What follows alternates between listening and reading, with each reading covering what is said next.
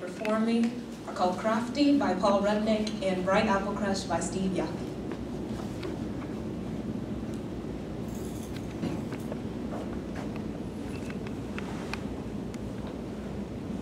You know, my son Hank was always very special. He used to scold me for using words like that. What did he call them? Euphemisms.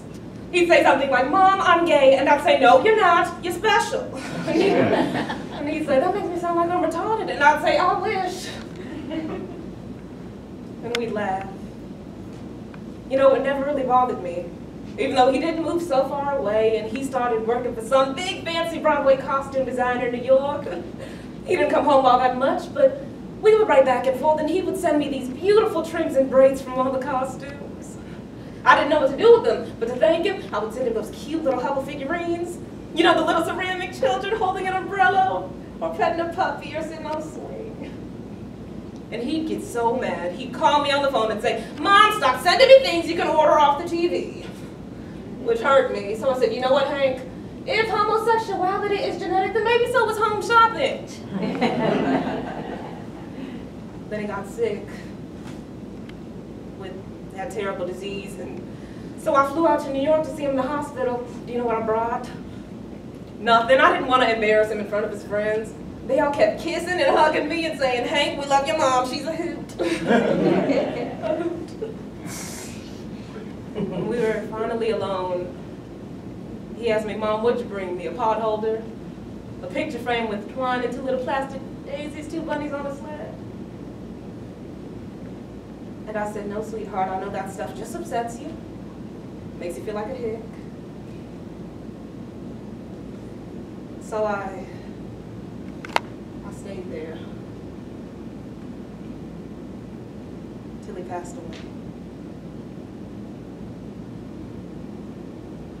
Hi, I'm Nancy Miller. You've probably read about me. It's a little embarrassing, but I can explain. You see, those kids were horrible. And their parents, well, let's just say the apple doesn't fall far from the tree. You know, kids can be mean. They don't teach you that during the training. There was this one little boy who would kick me as hard as he could every chance that he got. And he was one of the better ones, if that gives you any idea of how awful they truly were. I remember the day when I just snapped. You know, I'm standing there in front of my classroom trying to teach these kids about photosynthesis, the way you would explain photosynthesis to a bunch of 10-year-olds. Okay, kids, the sun shines down on the leaves, and the sun shines down on the leaves. And I get hit with something hard at the back of my head. You know, and it took me a minute to realize what was happening. They were throwing rocks at me. My class of second graders were throwing rocks at me. And they were laughing, and I didn't know what to do, so I went home that day and I sat down and I really thought about everything that had happened to me in my past 3 years at that school.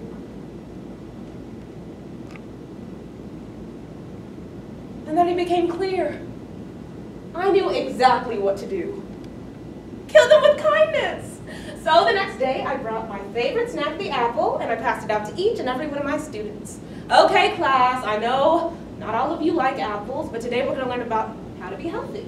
What better way to learn how to be healthy than the world's healthiest snack? Now, I know not all of you like apples, but the first person to finish their apple gets an extra 15 minutes of recess. They tore into those apples. I mean, I didn't expect them to be so enthusiastic. If I'd have known they would love them so much, perhaps I wouldn't have filled them with so much poison. You know, it only took 10 minutes before the first one started to get sick. "Miss Miller, my tummy hurts. Can I go to the bathroom?" Or my favorite, "Miss Miller, I don't feel good. Can I go to the nurse?" And I told them to sit down. And for the first time, they listened. And I don't know if they were scared or stunned or what, but they listened. So I went behind my desk, sat down and watched each of them drop one by one, like flies. You know, everyone keeps asking me the same question. Why did you do it? What were you thinking? And the only response that I can think of is, kids can be mean.